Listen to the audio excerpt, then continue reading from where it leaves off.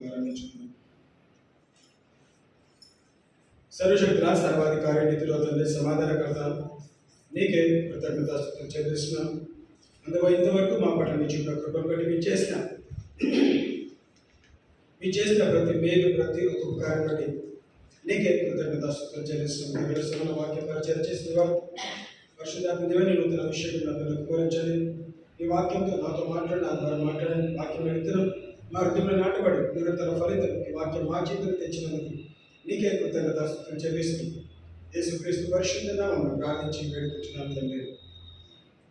ఆమేన్. ఆమేన్.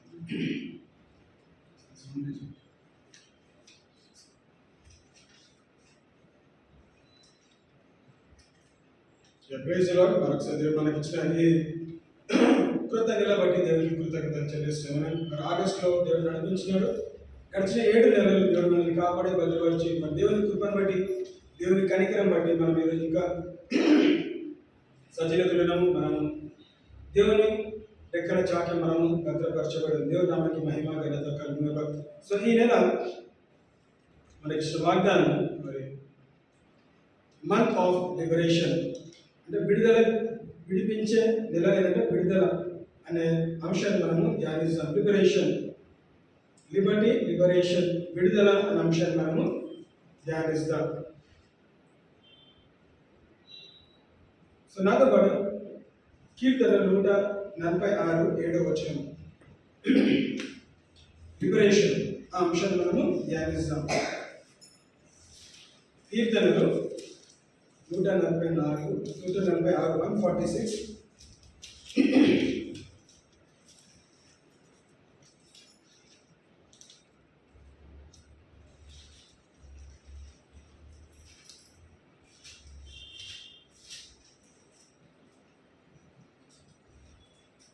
verse 7.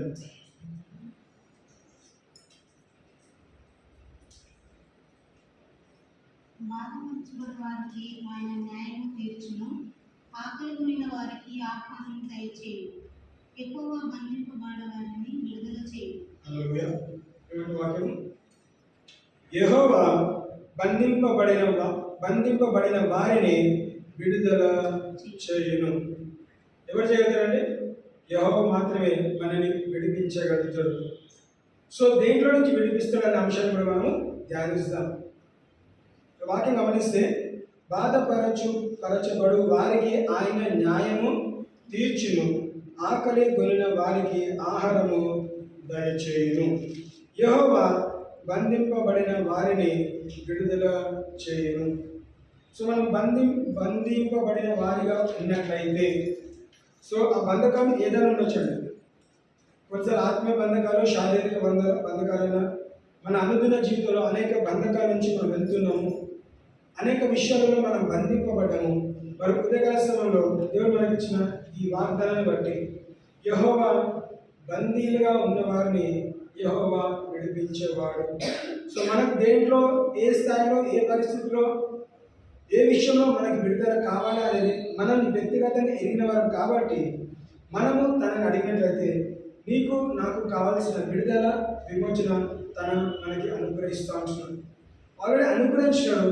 పొందుకోవాల్సిన బాధ్యత మనది. ఆమేన్. So గమనిస్తే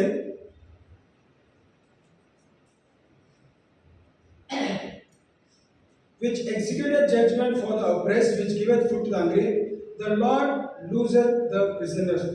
The Lord liberation అంటే Liberty విడిపించే or the Lord gives freedom to the prisoners అనే మాట మనము ధ్యానించవచ్చు. సో మనం బందీలుగా ఉన్నట్లయితే ప్రిజనర్స్ అంటే ఏంటిదండి? మనము కొన్నిసార్లు పాపంలో బంధకాల్లో ఉండిపోయిన వారిగా ఉన్నాము, కానీ దేవుడు విడిపించేవాడు. క్రైస్తవ విశ్వాసంలో మన అలవాటు ప్రకారం ప్రతి ఆదివారం లేదంటే కూడికలు మనం అటెండ్ అవుతూ ఉన్నాం, కానీ కొన్నిసార్లు ఆ బంధకాన్ని మనము మోస్తూనే ఉన్నాము. సో ఈరోజు వాగ్దాన ప్రకారము మరి దేవుని వాక్యానికి అనుసారంగా ఈరోజు ఉదయకలసిన వాక్య పరిచయం చేస్తుండగా మరి నాకు మనకి కావాల్సిన విడుదల, ఏ విడుదల అండి? ఏ బంధకం మీద మనకు తెలిసి తెలియని బంధకాలు ఉన్నట్లయితే మరి ఉదయకలసంలో దేవుడు మనల్ని వాక్యం అనుసారంగా విడిపించి మనకి విడుదల కలుగును గాక. ఏమైనా చూడండి, యెషయా 61 అధ్యాయం, యెషయా 61 అధ్యాయం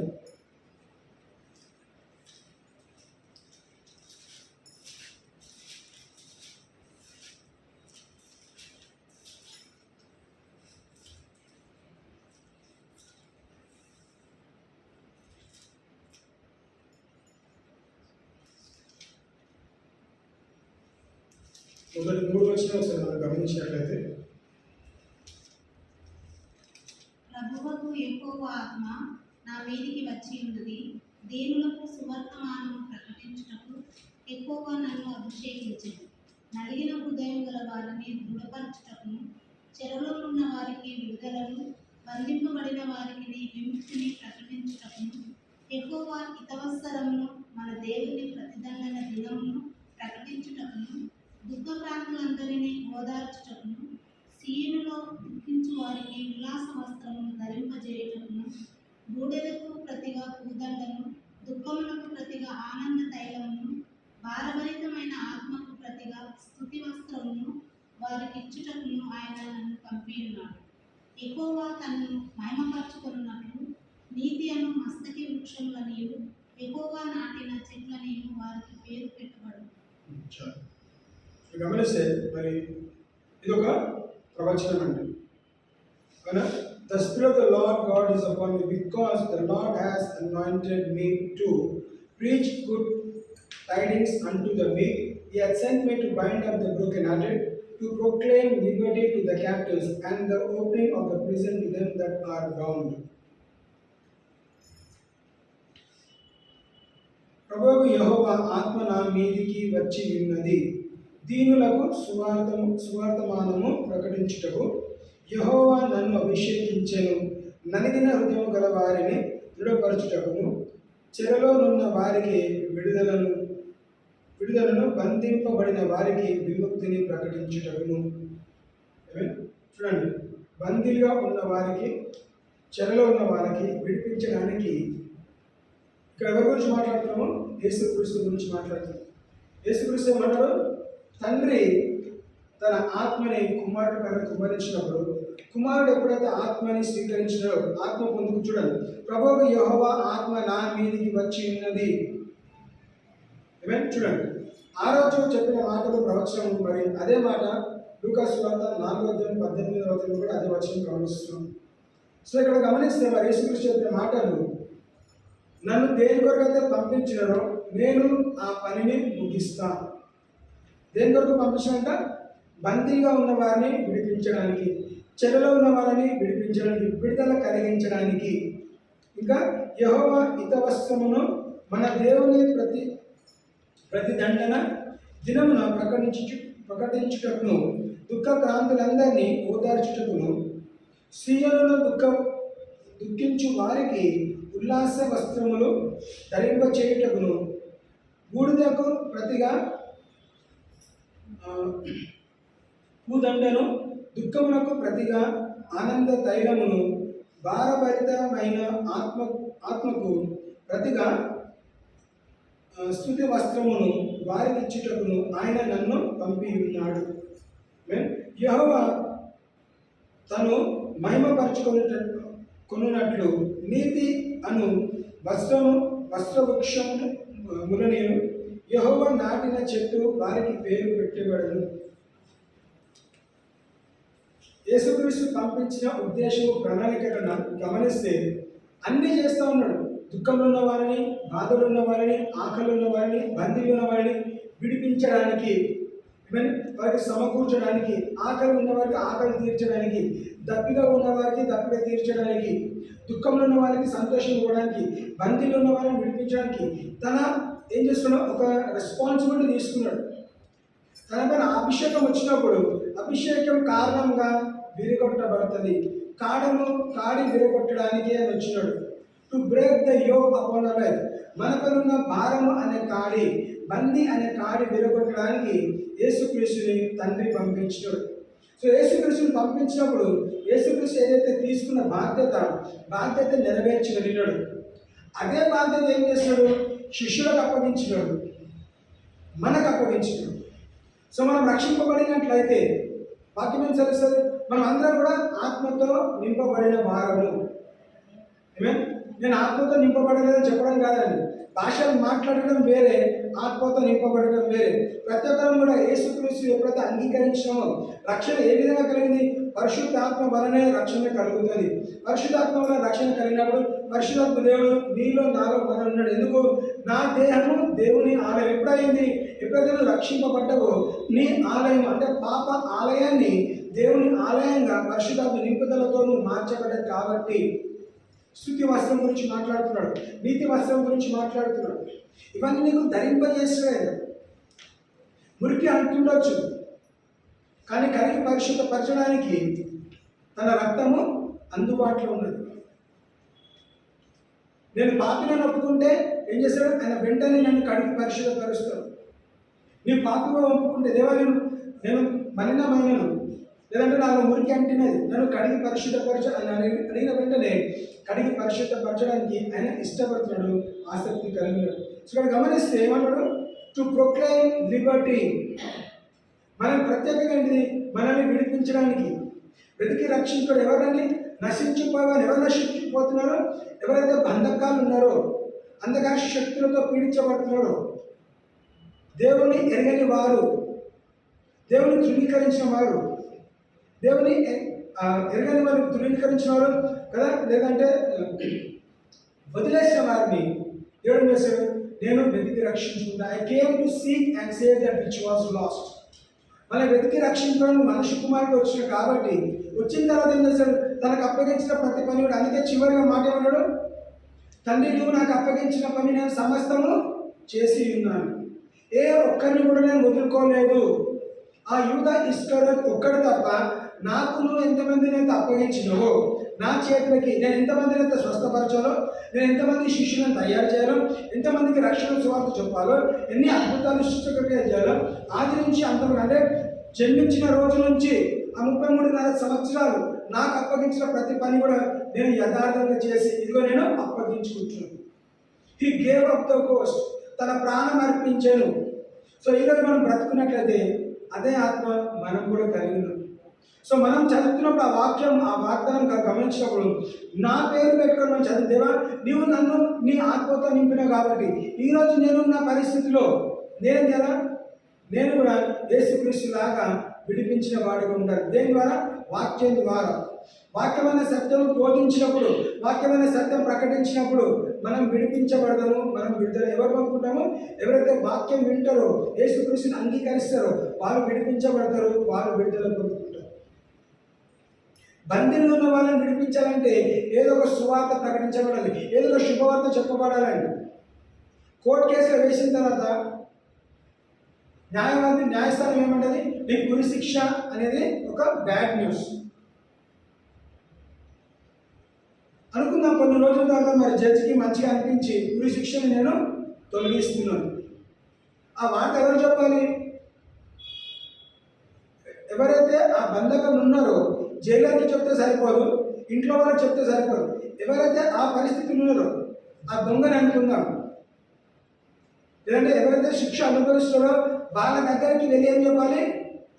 న్యాయస్థానము నీ ప్రాణం పట్ల, నీ జీవితం పట్ల కనికరించి, కృప చేయించి, క్షమించి, నువ్వు బ్రతకాలని ఆశపడి, ఇదిగో నీకు ఒక శుభవార్త, నువ్వు ఇక మీదట బందీవి కావు, నీకు ఈరోజు విడుదల కలిగింది అందరికీ చెప్పి తనకు చెప్పకపోతే ఆయన పొందుకుంటాడా? పొందుకోడు. సో ఎవరికి అవసరము? ఎవరైతే బంధకాలు ఉన్నారో వారికి చెప్పాలి. To proclaim good news, to proclaim liberty to the lost. నశించిపోయిన వాళ్ళనే వెతికారు. అందుకే వాక్యం ఏమంటున్నారు? నేను నీతిమంతు కొరకు రాలేదు. ఒకవేళ మీ దృష్టిలో మీరు నీతిమంతులు అయితే నేను నీ కొరకు రాలేదు. నేను పాపుల కొరకు వచ్చినాను. నేను వాళ్ళ కొరకు చనిపోతాను. నా నీతి వస్త్రం నేను వాళ్ళకి అనుగ్రహిస్తాను. నా రక్తం వాళ్ళ కొరకు చిందిస్తాను. వాళ్ళని అడిగి పరిశుద్ధపరుస్తాను. వాళ్ళని నా దగ్గర తీసుకెళ్తాను. నా నీతి వలన కాదు, అంతా నీ నీతి వలనే అని మనం పాట కూడా పాడతాం. నా నీతి ఏంటంటే దేవుని దృష్టిలో మురికి గుడ్డలు. ఎప్పుడైతే దేవుని నీతి వస్త్రం మనకు ధరిస్తాడో అంటే ఎప్పుడు ధరించబడతాడు? ఎప్పుడైతే మనము విడిపించబడ్డాము కదా. అందరం కూడా జైలు సీల్ గుర్తుంది కదా, ప్రిజన్ సీల్. కానీ జైల్లో ఉన్న డ్రెస్ ఏంటిది, బయటకు వచ్చిన తర్వాత ఎలాంటి డ్రెస్ వేసుకుంటాం? జైల్లో ఉన్నప్పుడు మనకు ఒకటే డ్రెస్ కోడ్ ఉంటుందండి. మనకు ఒక నంబర్ ఇస్తారు, ఒకటే డ్రెస్. వాడు ఎంతకాలం అక్కడ బ్రతికితే, ఎంతకాలం బందీగా ఉంటే, ఎంతకాలం చెరసాలు ఉంటే అదే డ్రెస్ వేసుకోవాలి. వచ్చే 2-3 జతలు ఇవ్వచ్చు, కానీ అదే కోడ్. మేము సాధారణంగా చూస్తే వైట్ డ్రెస్సే గమనిస్తూ ఉంటాం. ఒక ప్యాంట్, ఒక షర్ట్, లేదంటే ఒక చీర. కానీ బయటకు వచ్చిన తర్వాత ఏం చేస్తాం? ఆ ప్రిజన్ డ్రెస్ వదిలేసి ఏం చేస్తాము? స్వేచ్ఛగా బ్రతికే దుస్తులను మనము ధరిస్తాం. సో అదేవిధంగా బందీలో ఉన్న వాళ్ళని దేవుడు ఎప్పుడైతే మనం విడిపిస్తాడో నీతి వస్త్రము మన మీద ధరిస్తా ఉంటాడు. చివరి 3వ వచనం లాస్ట్ ఒక మంచి మాట మాట్లాడుతుంది. ఏమన్నాడు? యెహోవా నాటిన చెట్లన్నీ వారికి పేరు పెట్టబడును. దాని ముందు యెహోవా తను మహిమపరచుకున్నట్లు నీతి అను మస్తకి వృక్షములనియు యెహోవా నాటిన చెట్లనియు వారికి పేరు పెట్టబడును. That they might be called trees of righteousness, the planting of the Lord, that he might be glorified. Trees of righteousness అంటే ఏంటిది? నీతితో కూడిన వృక్షం కానీ చెట్టుగా దేవుడు మనల్ని నాటుతూ ఉన్నాడు. తన పేరు పెట్టి పిలిచాడు. అంతవరకు ఆ అంజూరపు చెట్టులాగా ఫలం లేని చెట్టుగా ఉన్నట్లయితే, దేవుని ఆత్మతో నింపబడినట్లయితే దేవుని ఆత్మ కాడి విరగొడుతుంది. ఫలము లేని కాడి విరగొట్టి ఫలభరితమైన అభిషేకం మనకు గురించి మనల్ని ఫలభరితంగా మార్చే దేవుడు. ఈరోజు ఈ నెల ప్రత్యేక మనతో మాట్లాడుతాడు. మంత్ ఆఫ్ లిబరేషన్, విడుదల సమయము. దేవుడు మనల్ని మనం వెళ్తున్న ప్రతి దుఃఖం, బాధ, వేదన, మనం వెళ్తున్న పరిస్థితుల నుంచి దేవుడు మనల్ని విడిపించాలి. మనకు కావాల్సిన విడుదల దేవుడు మనకు అనుగ్రహించాలని మన సంఘంగా ప్రార్థిస్తున్నాం. ఏమేం? సో నాతో పాటు దేవి కాండము 25:5-10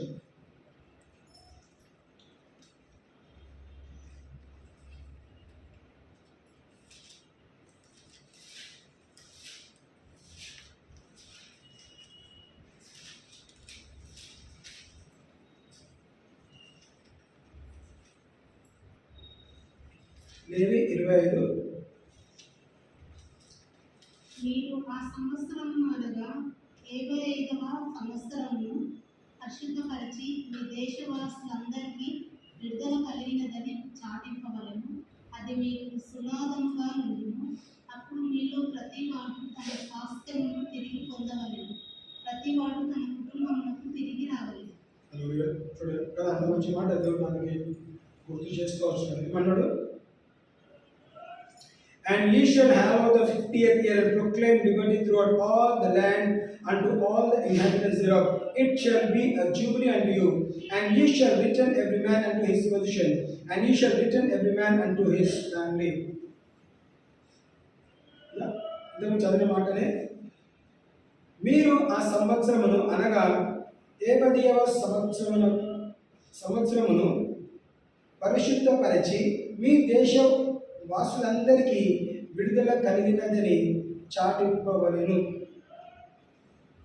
ఎవరికి కావాలంటే డెలివరెన్స్, లేదా ఎవరికి విడుదల కావాలా? దేశ వాసులందరికీ. అంటే ఏంటిది? భారతదేశానికి విడుదల కొరకు మనము ప్రయాసపడాలి. దేవుడు నిన్ను విడిపించినట్లయితే నీ ఒక్కడికే కాదు, నీ బాధ్యత ఏంటిది? సర్వలోకానికి వెళ్ళి సర్వసృష్టి సువార్త ప్రకటించుకున్నాడు. మన బాధ్యత ఏంటిది? ప్రార్థన చేయాలి. వీలు కలిగితే, వీలైనప్పుడు మనం సువార్త ద్వారా బందీలు ఉన్న వారిని మనం విడిపించాలి. అందుకే ఏమన్నాడు? You shall proclaim throughout all nations. మీ దేశ వాసులందరికీ విడుదల కలిగినదని చాటింపవలెను. అది మీకు సునాదము గానుండును. అప్పుడు మీలో ప్రతివాడు తన స్వాస్థ్యమును తిరిగి పొందవలెను. ప్రతివాడు తన కుటుంబములకు తిరిగి రావలెను. చాలాసార్లు మనం స్వాస్థ్యం గురించి మాట్లాడుతాం కదా.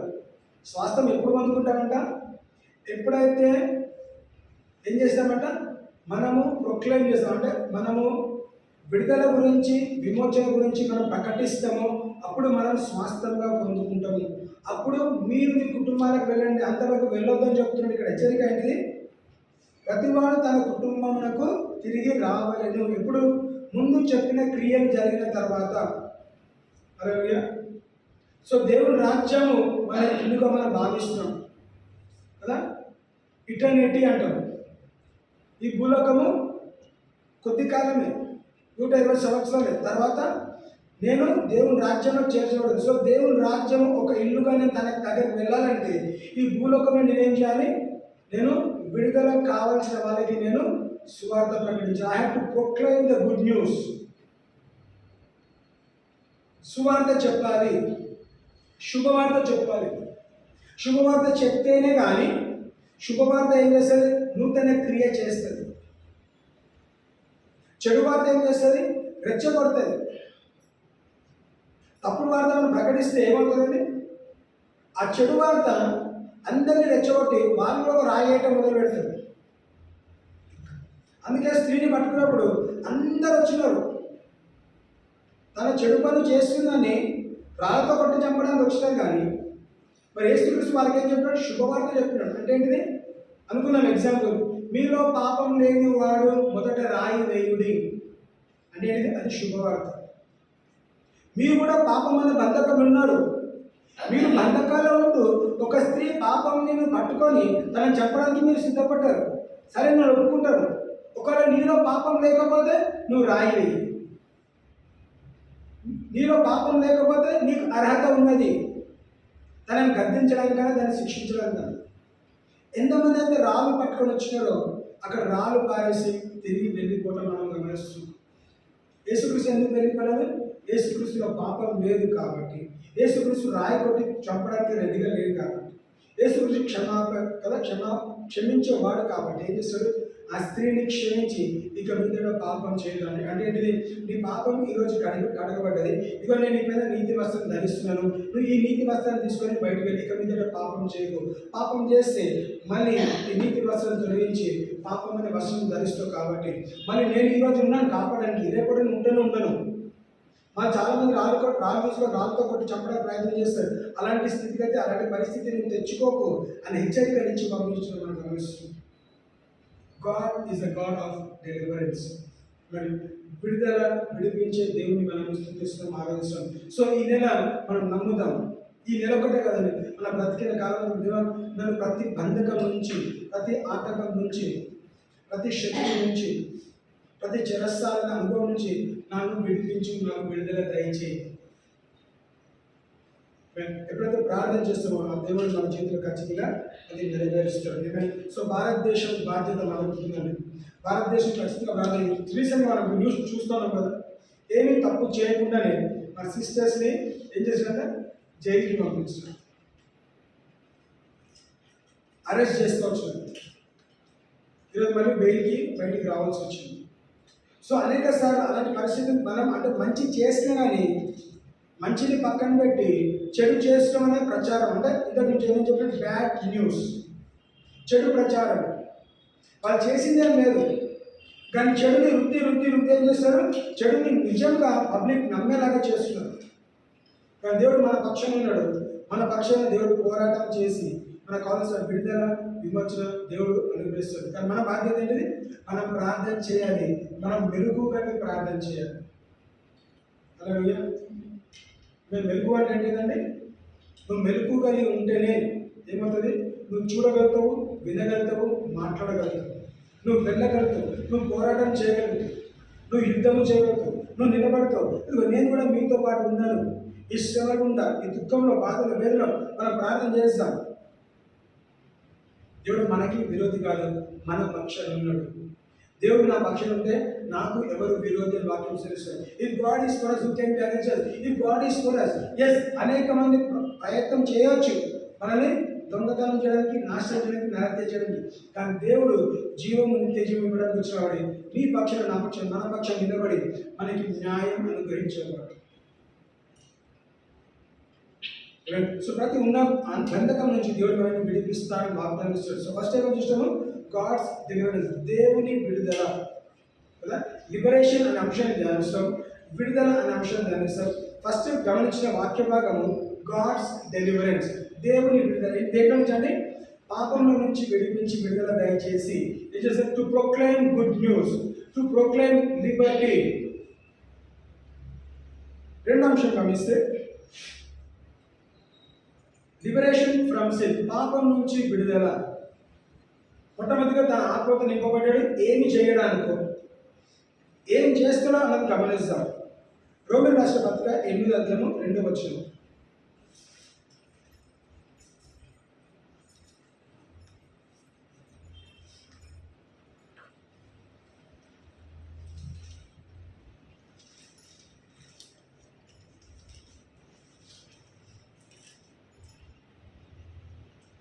క్రీస్తు యేసునందు జీవం ఇచ్చు ఆత్మ యొక్క నిమిత్తము పాప మరణముల నియమము నుండి నన్ను విడిపించెను. ఎట్లనగా ధర్మశాస్త్రము దేనిని చేయజాలకపోయెను, దానిని దేవుడే చేసి. For the law of the Spirit of life in Christ Jesus hath made me free from the law of sin and death. ధర్మశాస్త్రం ఏదైతే చేయలేకపోయిందో యేసుక్రీస్తు చేశాడు అని వాక్యం తెలుస్తుంది. ధర్మశాస్త్రం ద్వారా నేను విడిపించబడాలంటే ప్రతి వారము నేను ఒక బలి అర్పించాలి. ఇక్కడ వాక్యం వస్తుంది, యేసుక్రీస్తు ద్వారా, యేసుక్రీస్తు బలి యాగమై, నీ కొరకు నా కొరకు బలి యాగమై బలి అర్పించబడ్డాడు. బలిగా అర్పించబడి తన బలి ద్వారా, తన మరణము ద్వారా, తన పునరుద్ధరణ ద్వారా ఏం చేశాడు? నీకు నాకు పాప విమోచన కలిగింది. క్రీస్తు యేసు నందు జీవమునిచ్చు ఆత్మ యొక్క నియమము పాప మరణము నియమము నుండి నిన్ను విడిపించును. ఎట్లనగా ధర్మశాస్త్రము దేనిని చేయజాలక పోయెను, దానిని దేవుడు చేసెను. హల్లెలూయా. ధర్మశాస్త్రంలో ఏదైతే జరగలేకపోయింది, ఏదైతే చేయలేకపోయామో యేసుక్రీస్తు ద్వారా అది కలిగింది, చేయగలిగాడు. For the law of the Spirit of life in Christ Jesus. ఎవరిలో జీవం ఉందండి? యేసుక్రీస్తులో మాత్రమే జీవం ఉంది. అందుకే నేనే మార్గము, నేనే సత్యము, నేనే జీవమై ఉన్నాను. నా ద్వారానే తప్ప పరలోక రాజ్యానికి ఎవరు రాలేదు, ఎవరికి ప్రవేశం లేదు. ఏంటంటే ఈ బంధకమైన లోకంలో నుంచి, ఈ జైలు నుంచి మనము దేవుని రాజ్యంలోకి వెళ్ళాలంటే ఎవరి ద్వారా వెళ్ళగలుగుతాము? యేసుక్రీస్తు అనే న్యాయవాది ద్వారానే వెళ్ళగలుగుతాం. యేసుక్రీస్తు ద్వారానే మనము వెళ్ళగలుగుతాం. ఇంతకుముందు ఎగ్జాంపుల్ చెప్పగా, ఆ judge you are delivered, you are released అని జడ్జి చెప్తేనే తనకి విమోచన కలుగుతుంది. ఆ బందీగా ఉన్న వ్యక్తికి విమోచన కావాలంటే జడ్జి మాత్రమే చెప్పాలి. జడ్జి ఏమన్నాడు? నేనే మార్గము, సత్యము, జీవమైన, నేను చెప్తే అది జరుగుతుంది. కానీ ఏం చేయాలంట? బంధకం నుంచి విడిపించబడిన వాడు అంగీకరించాలి. ఇద్దరు దొంగలు తన పక్కనే ఉన్నారండి. ఒక దొంగేమో హేళన చేస్తున్నాడు, నీలో దమ్ము ధైర్యం ఉంటే, నువ్వు నిజమైన దేవుని కుమారుడు అయితే, నువ్వు యేసుక్రీస్తు అయితే, నిన్ను నువ్వు కాపాడుకో, నన్ను కాపాడుతాడు. ఇంకొక దొంగ ఏం చేస్తాడు? యేసుక్రీస్తు మోష ఆరాధన దగ్గరగా గమనించి, అరే నన్ను చూస్తే ఇంత మంచివాడిగా కనిపిస్తున్నాడు, ఈయన మాట స్వభావము, మాట తీరు, ఇంత కొట్టినా ఇంత దిగినా ఒక నోటి నుంచి ఒక మాట మాట్లాడట్లేదు. ఆ వ్యక్తిని దగ్గరగా గమనించి ఏం చేస్తాడు? నీవు ఏం చేయాలంట? నీ రాజ్యంలో వెళ్తున్నావు, నన్ను గుర్తు చేసుకో అంటే ఆ కొద్ది క్షణాలు యేసుక్రీస్తుని చూసిన కొద్ది క్షణాలు తనని గమనించి నిజంగానే ఆయన దేవుని కుమారుడు అని గ్రహించినాడు, గమనించినాడు. ఈయన రాజులకు రాజు అని చెప్పినట్లే కింగ్ ఆఫ్ ద జ్యూస్ అని రాస్తున్నాడు. And he's the king of the Jews. నేను యూతులకు రాజు, రాజులకు రాజు అని అన్ని గ్రహించి ఒకే ఒక మాట ద్వారా ఆయన రక్షణ పొందగలిగినాడు. నీ రాజ్యంలో వెళ్ళినప్పుడు నన్ను గుర్తు చేసుకో. ఏమని గుర్తు చేసుకోవాలి? మీతో పాటు ఈ భూలోకంలో ఒక దొంగ సిలువ వేయబడ్డాడు. ఆ చివరి క్షణాలు, చివరి మాటలు తన జీవితాన్ని బ్రతికిన కాలం అంతా కూడా, అంటే సిలువ వేసేంత ఘోరమైన పాపాలు చేస్తూ వచ్చినా కానీ చివరి క్షణంలో చెప్పిన మాట తీరు, అనే క్యారెక్టర్, అనే బిహేవియర్, అనే యాటిట్యూడ్, అనే యాక్సెప్టెన్స్ అన్నీ కూడా ఏం చేశారు, తన జీవితాన్ని మార్చగలిగి. యేసుక్రీస్తు అన్నాడా, నువ్వు వెళ్ళి నీ యాజకుడు చూపెట్టుకోనట్లేదని. అక్కడున్న పరిస్థితులు ఆయనే యాజకుడు, ఆయనే ప్రధాన యాజకుడు. ప్రధాన యాజకుడి దగ్గర ఒప్పుకున్నాడు. ప్రధాన యాజకుడు తన దగ్గర ఏం చేశాడంటే ఆ రక్తము చిందించిన రక్తము ఫస్ట్ పర్సన్ ఆ దొంగ యూటిలైజ్ చేసుకున్నాడు. అలాగే చిందింపబడిన రక్తం ఎవరిని కడిగి పరిశుద్ధపరిచిందండి? ఫస్ట్గా ఆ దొంగని కడిగి పరిశుద్ధపరిచింది. ఎందుకు? డైరెక్ట్గా కానీ ఇండైరెక్ట్గా కానీ ఏమని అడిగాడు? తండ్రి నేను పాపిని, నన్ను క్షమించు. బహుశా ఈ మాట రాకపోవచ్చు కానీ తన మాట్లాడిన తీరు, తన మాట్లాడిన పద్ధతి, తను చెప్పిన భావము ఏం చేశాడు? నేను పాపిని, నేను క్షమించున్నాను, విడిపించి నాకు విడుదల దయచేయి. అందుకే ఆ వ్యక్తి ఏం చేశాడు? ఇంకొక దొంగని గద్దిస్తాడు. మనము చేసిన తప్పుకి మనము ఈ శిక్ష అనుభవిస్తున్నాము, ఈయన ఏ తప్పు చేయకుండా శిక్ష అనుభవిస్తున్నాడు. హల్లెలూయా. యేసుక్రీస్తు తరఫున నిలబడి తనకి సపోర్ట్గా నిలబడి మాట్లాడుతూ వచ్చినాడు. వారిద్దరు కూడా యేసుక్రీస్తు ఒకటి అవ్వలేదండి. ఈయన యేసుక్రీస్తుని సపోర్ట్ చేస్తూ గ్రహించలే కాబట్టి, గమనించలే కాబట్టి తన మనోనేత్రాలు తెరవబడ్డాయి. ఎప్పుడు తెరవబడ్డాయి? యేసుక్రీస్తు దగ్గరగా చూసినప్పుడు. మనం చూస్తున్నాం, మన యేసుక్రీస్తు భాషలో కనిపించట్లేదు కానీ మనం ఎప్పుడు నమ్ముతాం? నాలో ఉన్నవాడు లోకంలో ఉన్నవాడికన్నా గొప్పవాడు. అంటే నీలో యేసుక్రీస్తు ఉన్నట్లయితే నువ్వు లోకానికి వ్యతిరేకంగా ఉంటావు. యేసుక్రీస్తుకి వాక్యానికి నువ్వు తోడుగా నిలబడతావు. You will walk with the word of God. అందుకే గమనించిన 2-3 వారాల క్రితము వాక్ ఇన్ హిస్ వేస్ అని ధ్యానిస్తూ వచ్చాం. దేవుని మార్గంలో నడవటం అనే అంశం ధ్యానిస్తూ వచ్చాం. సో ఉదయకాల సమయంలో మనం గమనిస్తుగా దేవుడు మనకు కావాల్సిన విడుదల, విమోచన మనకు అనుగ్రహిస్తాడు. అంటాడు, ధర్మశాస్త్రం చేయలేనిది యేసుక్రీస్తు చేస్తాడు. యేసుక్రీస్తు చేసినట్టు ఎంకెవరు ఆపలేరు. ఎంతవరకు అయితే నువ్వు వాక్య పరిచయం చేయొద్దు, ఎన్ని బైబిల్స్ కాల్చినా, ఎంతమంది పాస్టర్స్ చంపినా కొత్త పుట్టుకుంటూనే వస్తున్నాయండి. కొత్త బైబిల్స్ ప్రింట్ అవుతూనే, కొత్త పాస్టర్స్ లేస్తూనే ఉన్నారు. సువార్థికరణ జరుగుతున్నది. 2000 సంవత్సరాలైంది. వాళ్ళు ఆపడానికి ప్రయత్నం చేశారు. ఈ అగ్ని ఆపడానికి వీలు లేదు. సువార్థికరణ అనే అగ్ని రోమిలు ప్రయత్నం చేస్తారు. ఈరోజు ఏ ప్రభుత్వం ప్రయత్నం చేసినా వారితో కాదు. కొంచెం రీల్స్లో చూస్తూ ఉంటాం కదా, క్రిస్టియానిటీని నేను నాశనం చేస్తా, నాశనం చేసేంత వరకు నేను పడుకోను. ఎవరితరం కాదండి. ఎన్నో వేల సంవత్సరాలుగా అనేక రాజ్యాలు, అనేక ప్రభుత్వాలు ప్రయత్నం చేసినా అది జరగని పని. వాక్య పరిచయం విస్తరిస్తున్నది కదా. రీసెంట్గా మనము లాస్ట్ వీక్ జమ్మూ కాశ్మీర్కి వెళ్ళొచ్చాం కదా. జమ్మూ అంతా హిందూ డామినేషన్, శ్రీనగర్ కాశ్మీర్ అంతా ముస్లిం డామినేషన్. జమ్మూలోనే కనీసం కొంతమంది క్రిస్టియన్స్, హిందూస్, ముస్లిం అంతా మిక్స్డ్ మల్టిట్యూడ్ ఉంటారు, అక్కడ కమ్యూనిటీస్ ఉంటాయి. కానీ శ్రీనగర్ దాదాపు చూస్తే విన్న చెప్తుంది, దాదాపు 90-95% ముస్లిమ్స్ అక్కడ. కానీ అంతమంది ముస్లిం దాంట్లో కూడా క్రైస్తవులు ఉన్నారండి. వాళ్ళ పేరు, వాళ్ళ భావం లేదంటే వాళ్ళ పద్ధతి మార్చుకోలేదు, కానీ లోపల వాళ్ళు క్రైస్తవులు.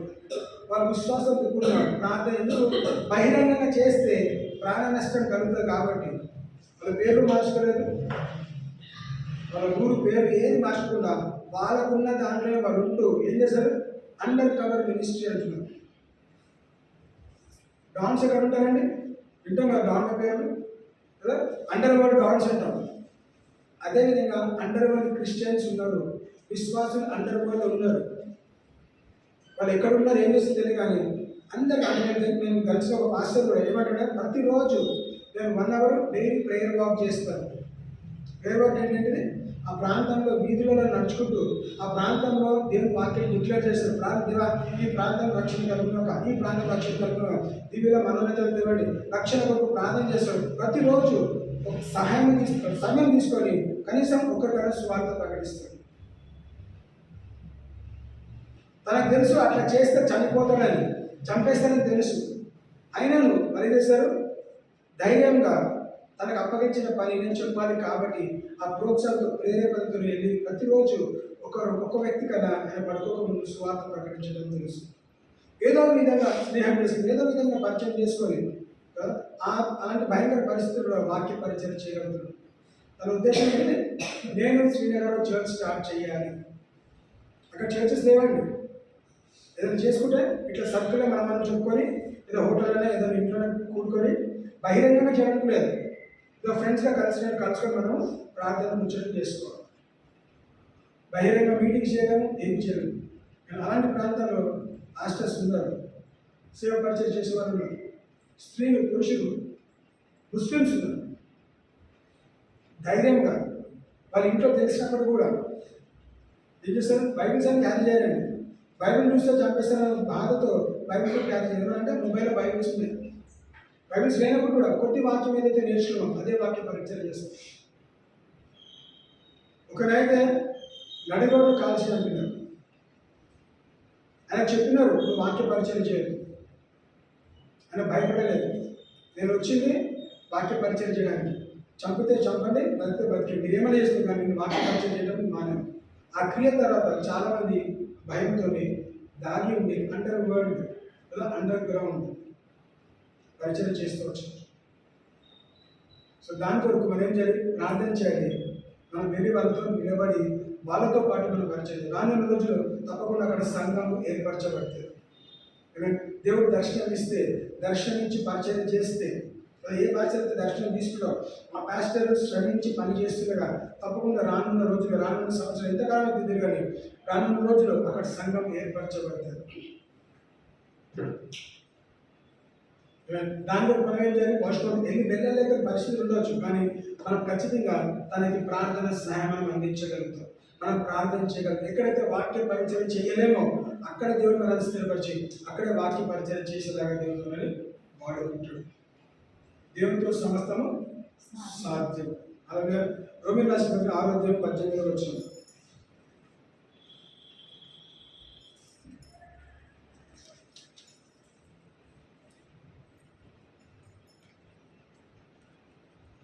పాపం నుండి విమోచింపబడి నీతికి దాసులైతే ఇందుకు దేవునికి స్తోత్రం.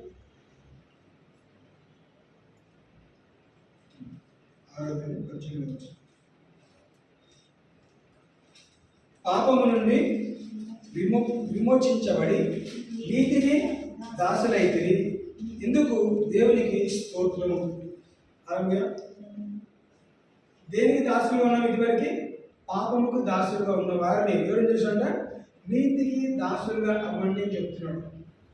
పాపము నుండి విమోచింపబడి నీతికి దాసులైతిరి ఇందుకు యెహోవాకు స్తోత్రము.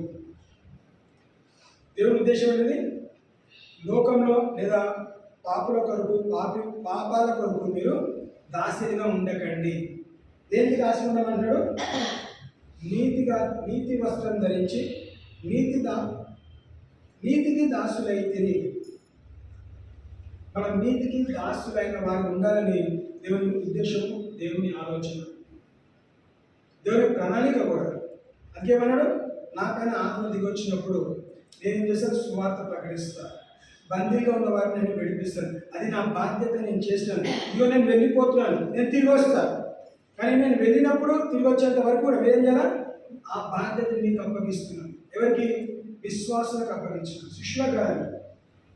ఎప్పుడైతే నువ్వు యేసుక్రీస్తు సొంత రక్షకుడు అంగీకరించినవో నువ్వు ఆ బాధ్యతని స్వీకరించినవు. ఏ బాధ్యత? యేసుక్రీస్తు ఏ బాధ్యత తీసుకొని ముగించుకొని మనకు అప్పగించడం, ఆ బాధ్యత మనలో మన ద్వారా జరగాలి. మనం నెరవేర్చిన వారి ఉండాలి. ఆ బాధ్యత మనలో నడిపించాలి, మన ద్వారా జరగాలి. I have to proclaim good news. శుభవార్త చెప్పిన వాడు ఉండాలి. ఇంకెంతకాలం దాగి ఉంటాం? ఆ ధైర్యం లేకపోతే కనీసం ప్రార్థన చేస్తాం.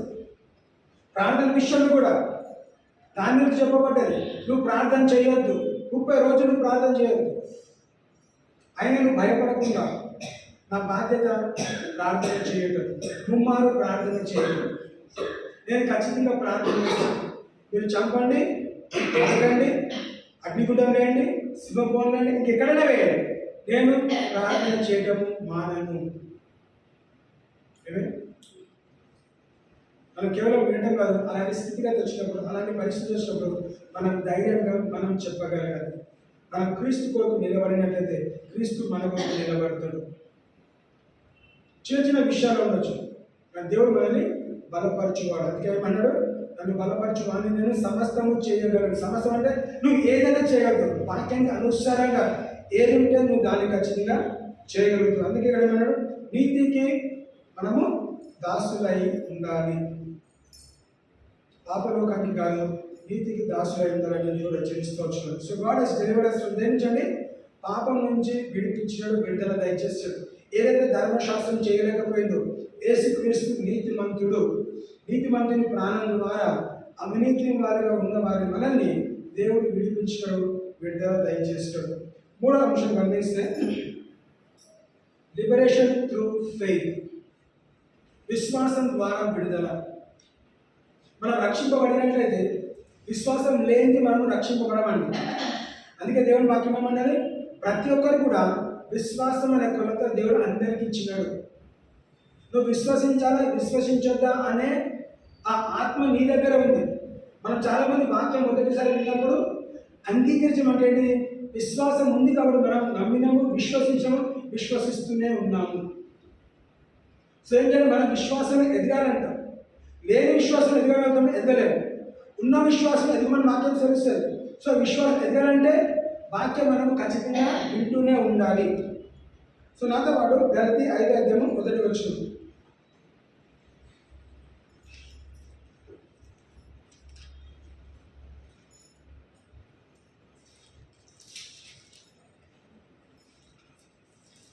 ఈ స్వాతంత్రమును అనుగ్రహించి క్రీస్తు మనలను స్వతంత్రులుగా చేసి ఉన్నాడు కాబట్టి మీరు స్థిరముగా నిలిచి మరలా దాసత్వము ఆడి క్రింద చిక్కుకొనకూడదు. Stand fast therefore in the liberty where Christ hath made us free, and be not entangled again with the yoke of bondage.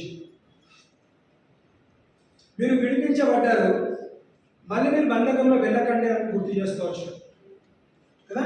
ఈ స్వాతంత్రము అనుగ్రహించి క్రీస్తు మనలను స్వతంత్రుడుగా చేసి ఉన్నాడు కాబట్టి మీరు స్థిరముగా నిలిచి మరలా దాస్యమును కాడి క్రింద చిక్కుకొనుకుడి.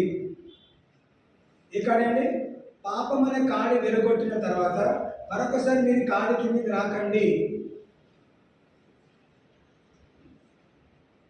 కాడి ఏం చేస్తుందండి, కాడి మనని పైకి చూడని ఇవ్వదు. కాడి ఉంటే మనం దేవుని వైపు చూడలేము. మీరు ఎద్దులను గమనిస్తే కాడి వేసిన తర్వాత ఎంత తల ఎత్తుకోవాలన్నా కానీ ఏది అడ్డం వస్తుంటుంది, కాడి అడ్డం వస్తూ ఉంటుంది, ఆ బరువు అడ్డం వస్తుంటుంది, ఆ బర్డన్ ఉంటూ ఉంటుంది. సో దేవుడు అన్నాడు, మీరు నా వైపు తిరగడానికి, మీరు నాకు మొరపెట్టుకోవడానికి, మీరు నా వైపు చూడడానికి నేను మీ పైన కాడి విరగొట్టాను. దేని ద్వారా? అభిషేకం ద్వారా మీ పైన కాడి విరగొట్టా. మళ్ళీ మీరు కాడి ధరించుకోకండి. Don't carry that burden. ఎందుకు? ఐ హ్యావ్ డెలివర్డ్ యూ, నేను మిమ్మల్ని విమోచించిన, నేను మీకు కావాల్సిన విడుదల దయచేస్తాను. మీరు కాడిని వేసుకోకండి మళ్ళీ. Amen. Stand firm in liberty through Jesus Christ. నేను మిమ్మల్ని విడుదల దయచేస్తాను. ఆ విడిపించిన దాంట్లో, విడుదల చేసే దాంట్లో మీరు దయచేసి నిలబడండి. స్టాండ్ ఫర్మ్, నిలకడగా ఉండు, అటు ఇటు చూడకండి. లోకం ఏం చెప్తున్నారు అనవసరం, దేవుని వాక్యం ఏం చెప్తుందో మనకి ఇంపార్టెంట్. ఇది ప్రాముఖ్యం. దేవుని వాక్యము జీవం గల వాక్యము ఒక ఆన్సర్ మనకి ఇస్తున్నది. Do not be afraid. అక్కడిక్కడ మీరు చూడకండి. మీకు డెలివరెన్స్ దయచేస్తాను, మిమ్మల్ని విడిపించాను. You are liberated, you have liberation, you are set free. అంటే యోహాను సువార్త 8:36 గమనిస్తే,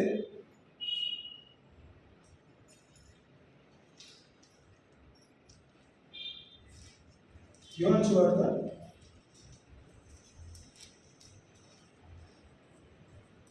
కుమారుడు మిమ్మల్ని స్వతంత్రులుగా చేసిన యెడల మీరు నిజముగా స్వతంత్రులై ఉండురు.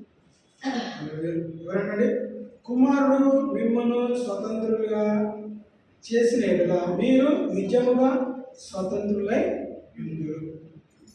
If the son sets free, you are free indeed. So కుమారుడు నేను విడిపించడా? ఇంకా డౌట్ ఉందా? నమ్ముతున్నారా కుమారుడు నిన్ను విడిపించాడని? కుమారుడు మనం విడిపించడం నమ్ముతున్నామా? నమ్ముతున్నట్లయితే వాక్యం అనుసరిస్తున్నది, కుమారుడు మిమ్మల్ని స్వతంత్రులుగా చేసిన ఎడల అంటే చేసినట్లయితే మీరు నిజముగా స్వతంత్రులై ఉందురు. If the son sets free you are if అంటే కండిషన్. అయితే ఎడల క్రీస్తు నమ్ముతున్నారా? క్రీస్తు మిమ్మల్ని విడిపించినాడు, మాకు విడుదల దయచేసాడు. నమ్ముత నీ విషయమైతే నమ్మవానికి సమస్తము సాధ్యం. నువ్వు నమ్మినట్లయితే, క్రీస్తును విడిపించడం నువ్వు నమ్మినట్లయితే నువ్వు విడిపించబడి the son sets you free, you are free indeed. నువ్వు స్వేచ్ఛలో నువ్వు స్వేచ్ఛ కలిగిన వాడివి, నువ్వు బంధకంలో లేవు. నువ్వు నమ్మాలి. మనం నమ్మినట్లు దేవా నేను నమ్ముతున్నాను, నా ప్రతి బంధకం నుంచి నన్ను విడిపించబడ్డాను. నా పైన కాడి విరగొట్టినందుకు నా కాడి నువ్వు మొయ్యి అంటున్నాడు. తన కాడి ఏంటండి? నీతి కాడి మోస్తే మనకి భారం ఉండదు. మనం ఏం చేస్తాము? నీతి కాడి పక్కన పెట్టి పాపం అనే కాడినే మోస్తాము. కాబట్టి మనం తన వైపు తిరగలేకపోతున్నాము. ఏమన్నాడు దగ్గర సమయంలో? నీతి ఫలము. నీతికి బానిసలైనట్లయితే you become slaves for righteousness. నీతికి దాసులమైనట్లయితే, నీతికి బానిసత్వం ఉన్నట్లయితే, దాసిగా ఉన్నట్లయితే నీతి మనని పరిపాలిస్తుంది. మనము స్వాస్థ్యం ఉన్నట్టు మన స్వాస్థ్యాన్ని మనము పొందుకుంటాం. గలతీ 5:13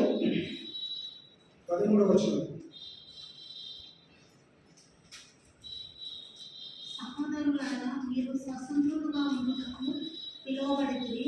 అయితే ఒక మాట, ఆ స్వాతంత్రమును శారీరక క్రియలకు హేతువు చేసుకొనుక ప్రేమ కలిగిన వారి ఒకరికొకరు దాసులై ఉండుడి. అంటే ఏమన్నాడండి? ప్రేమ కలిగి ఒకరికొకరు దాసులై ఉంటాడు.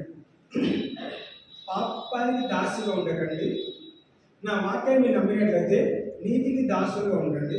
మీరు నీతిగా దాసులు ఉన్నప్పుడు ఒకరినొకరిని ప్రేమిస్తారు అని ప్రామిస్ కూడా అడుగుతారు. కమాండ్మెంట్, నిన్ను వలె నీ పొరుగు వారిని ప్రేమించు. అదే గొప్ప ఆజ్ఞ.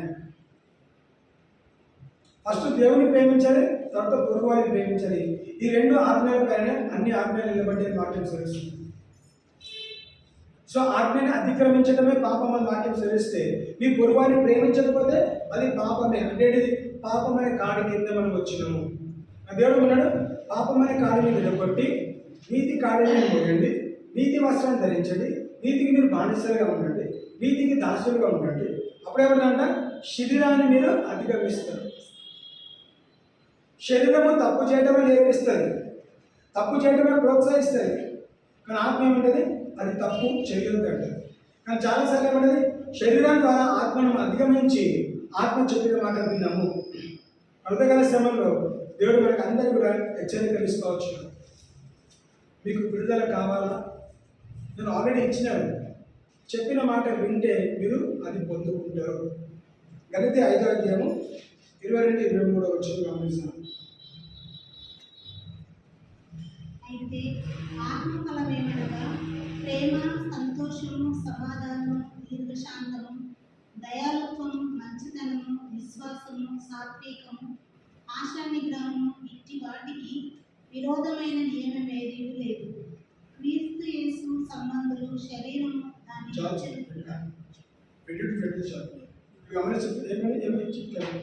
ఈ వాక్య బలం ఏంటండి? ఆత్మఫలము. Deliverance through faith. విశ్వాసం అంటే ఆత్మఫలం మనము సపరేట్ ఇవ్వట్లేదు దేవుడు. నువ్వు ఎప్పుడైతే రక్షింపబడతావో దేవుడు నీకు ఆత్మఫలం అనుగ్రహించినాడు. ఆత్మఫలంలో సపరేట్గా బ్రతకడానికి, జీవించడానికి ఇంకొక ఆత్మతో దేవుడు కుమ్మరించడానికి, ఆత్మఫలం ఇచ్చినప్పుడు ఆత్మఫలంలో ఎదగడానికి మనం దేవుని సహాయం కోరాలి అంతే. దేవ ప్రేమించే విషయంలో నాకు సహాయం దయచేయి, క్షమించడానికి సహాయం దయచేయి, సెల్ఫ్ కంట్రోల్ దయచేయి, సంతోషం సమాధానం దొంగలించకుండా నాకు సహాయం చేయి. అందుకే లవ్, జాయ్, పీస్ కదా, goodness, faithfulness, self control, meekness, above all there is no other law. వేరే ఏ ఫలము లేదు, ఈ ఫలం ఒక్కటే ఏం చేస్తుందంట, మనని విడిపిస్తుంది. ఈ ఫలము తింటే లోకం నుంచి విడిపించబడతాము, ఫలము తినకపోతే నీతి నుంచి బంధకంలోకి వెళ్తుంది. ఏదైనా తోటలో తినొద్దన్న ఫలము తిన్నారు కాబట్టి ఏదైనా తోట నుంచి బయటికి వెళ్ళగొట్టబడ్డారు. అదే ఏదైనా తోటలో మనం తిరిగి వెళ్ళాలంటే ఏదైతే తోటండి, దేవుని రాజ్యం అనే ఏదైనా తోటలో వెళ్ళాలంటే ఈ ఆత్మఫలం మనం తినాలి. ఆదమకు తినొద్దు అన్న పండుగను తిన్నారు, ఈరోజు మనల్ని తినమన్న పండుగ మనం తినట్లేదు. ఇప్పుడు రివర్స్ చేస్తాం కదా మానవులు. దేవుడు గుర్తు చేస్తాడు, అది ఆత్మఫలం తినండి, బ్రతకండి, మంచి చేయండి, మేలు చేయండి, పొరుగువారిని ప్రేమించండి, దేవుడిని ప్రేమించండి అంటే మనము దానికి వ్యతిరేకంగా ఇంకా ఏదైనా తోటలో తిన్న ఫలమే మన జీవితంలో పనిచేస్తుంది.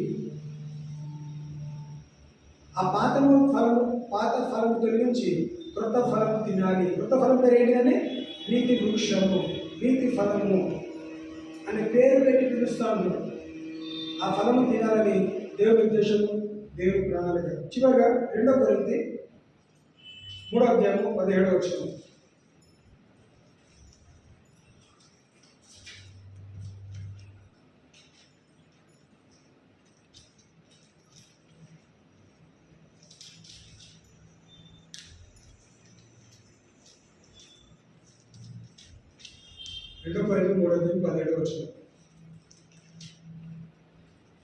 ప్రభువే ఆత్మ, ప్రభు యొక్క ఆత్మ ఎక్కడ ఉండునో అక్కడ స్వాతంత్రం ఉండును.